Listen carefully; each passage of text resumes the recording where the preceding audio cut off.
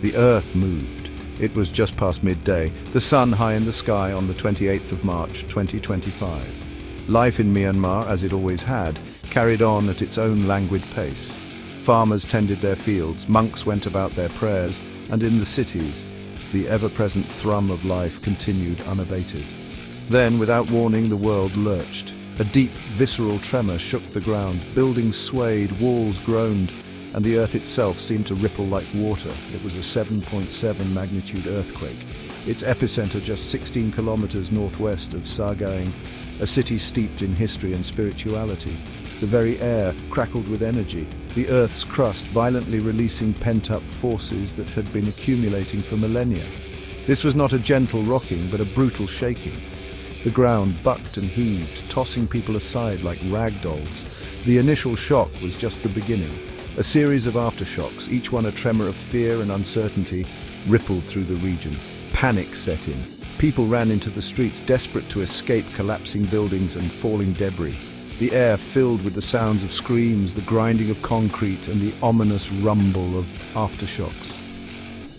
In those terrifying moments, as the very ground beneath their feet turned traitor, the people of Myanmar were given a stark and brutal reminder of the awesome power of nature. The earthquake's epicenter was close to Mandalay, Myanmar's second-largest city and the ancient capital of the country's last independent kingdom.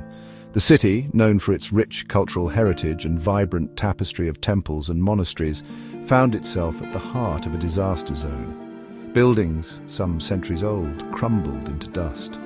The iconic Ava Bridge, a testament to a bygone era, partially collapsed, severing a vital artery of transportation.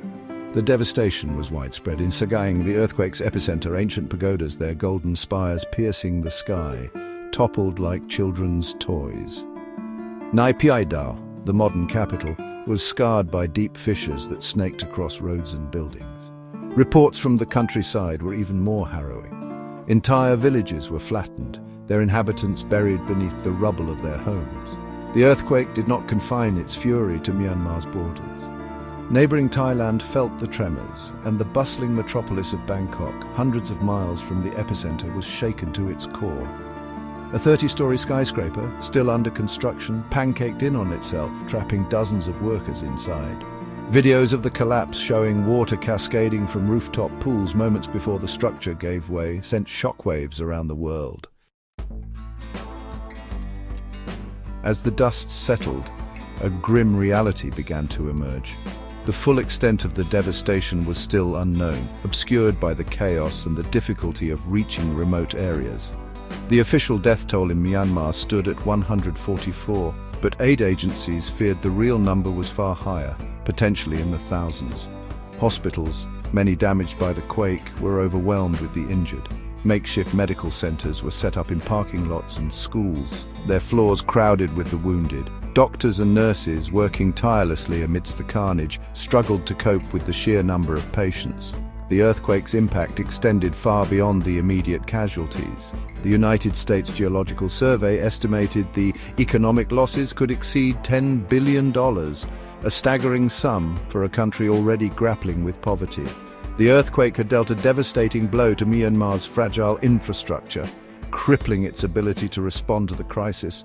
Roads were impassable, bridges had collapsed, and communication lines were down.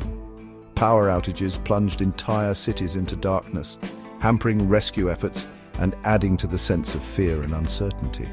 The earthquake had exposed the vulnerability of a nation struggling to find its footing after years of political turmoil. In the immediate aftermath of the disaster, the response was a mix of heroism and desperation. Ordinary citizens, their own lives shattered, dug through the rubble with their bare hands, desperate to find survivors. Monks, their monasteries damaged but their spirits unbroken, joined the rescue efforts, offering prayers for the dead and comfort to the living. The Myanmar military, which had seized control of the country in a 2021 coup, deployed troops to assist with rescue operations. However, their presence was met with mixed reactions. While some welcomed their assistance, others viewed them with suspicion, their trust eroded by years of military rule. International aid organizations, hampered by the country's political isolation and the logistical challenges posed by the earthquake, raced to get aid into the country. The World Health Organization mobilized emergency medical teams and supplies, while the United Nations released $5 million in emergency funding. Section 5. Outpouring of support, the global aid effort. As the world watched the tragedy unfold, messages of support and offers of assistance poured in from across the globe. Governments from all corners of the world pledged aid, their flags flying in solidarity with the people of Myanmar. The United States, despite its strained relations with the military junta, announced a $100 million aid package. The European Union, through its Copernicus satellite program, provided critical mapping data to aid in damage assessment and rescue efforts. Neighboring countries like India, Thailand and China sent search and rescue teams, medical personnel and essential supplies. The outpouring of international support was a testament to the shared humanity that transcended political differences. Non-governmental organizations, from the Red Cross to Doctors Without Borders, mobilized their resources to provide medical care, shelter and food to those in need. Private citizens around the world donated generously to relief funds, their contributions a small but significant gesture of support for a nation in crisis. Section 6. The Saging Fault, a geological time bomb. The earthquake that struck Myanmar was a stark reminder of the country's precarious location on our planet. The country sits on the edge of the Indian tectonic plate, which is grinding relentlessly into the Eurasian plate. This collision, a slow-motion car crash of unimaginable scale, has created the Himalayas, the highest mountains on Earth. The Saging Fault, which runs for over 1,000 kilometers through the heart of Myanmar, is a testament to this ongoing geological drama. This fault, a deep crack in the Earth's crust, marks the boundary between these two colossal plates. The plates are constantly moving, pushing against each other with unimaginable force. For centuries, stress has been building up along the Saging Fault, like a rubber band stretched to its breaking point. The March 28th earthquake was the result of this accumulated stress finally being released. The Earth's crust, unable to withstand the pressure any longer, slipped along the fault line, releasing a tremendous amount of energy in the form of seismic waves. These waves, radiating outwards from the epicenter, caused the ground to shake violently, leaving a trail of devastation in their wake.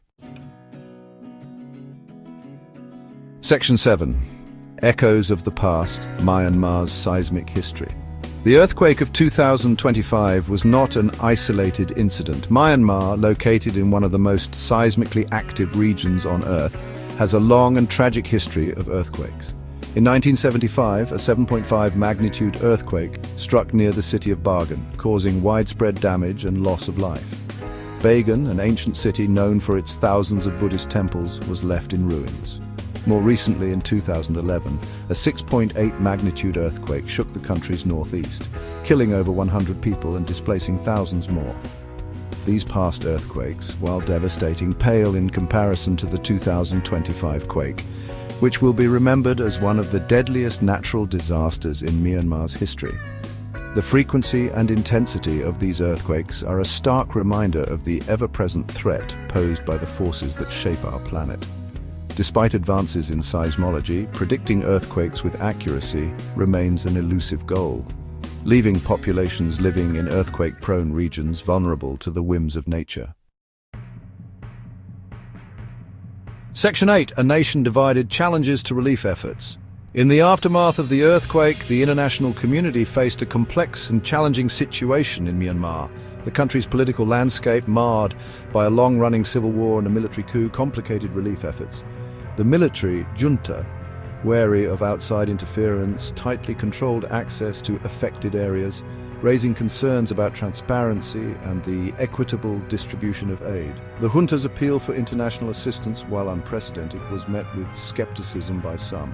Critics questioned the military's motives and expressed concerns that aid could be diverted to bolster the regime's grip on power. The international community found itself walking a tightrope, balancing the urgent need to deliver aid to those in need with the desire to avoid legitimizing the military junta. The earthquake also exacerbated existing humanitarian crises in Myanmar. The The country was already grappling with over 3 million internally displaced persons, many of whom were living in camps with limited access to basic necessities. The earthquake displaced thousands more, putting a further strain on already stretched resources. Section 9. Scars on the land, scars on the nation. The earthquake that struck Myanmar in 2025 will leave lasting scars, not just on the physical landscape, but also on the nation's psyche. The images of devastation, the stories of loss and survival, will forever be etched in the memories of those who lived through it. The earthquake exposed the vulnerability of a nation already grappling with political turmoil and humanitarian crises. The road to recovery will be long and arduous. Rebuilding shattered infrastructure, providing for the needs of the displaced, and healing the psychological wounds of trauma will require a sustained effort from both the Myanmar government and the international community. However, amidst the ruins, there were also stories of resilience, compassion, and hope. Ordinary citizens, putting aside their own grief and loss, came together to help their neighbors. Monks, their monasteries damaged but their faith unshaken, offered solace and guidance. The international community, setting aside political differences, responded with generosity and compassion. The earthquake, while a tragedy, also revealed the enduring strength of the human spirit, the capacity for compassion in the face of suffering, and the hope for a better future.